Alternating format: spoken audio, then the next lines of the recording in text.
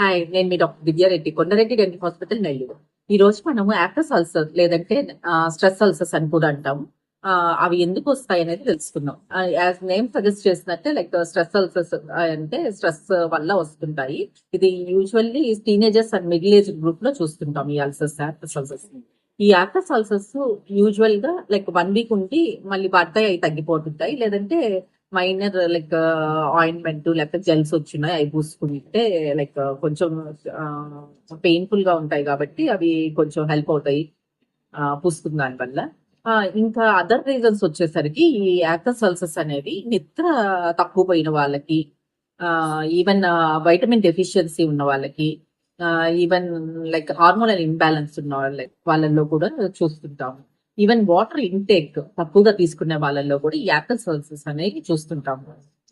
ఈ 1 వీక్ లో పోకుండా అల్సర్స్ లైక్ ఫ్రీక్వెన్సీ ఎక్కువ వస్తూ ఇంటెన్సిటీ ఎక్కువ ఉంటూ లైక్ 2 to 3 weeks ఉంటూ లేదంటే అంటే ఫ్రీక్వెంట్ గా మంత్ లోనే చాలా సార్లు కనపడటము అలాంటివి ఉంటే ఒకసారి డెంటిస్ట్ ని కలవటం మంచిది.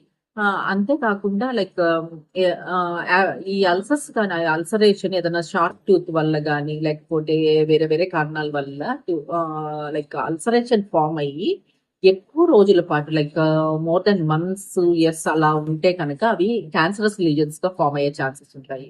సో అల్సర్సే కదా అని చెప్పి నెగ్లెక్ట్ చేయటం మంచిది కాదు.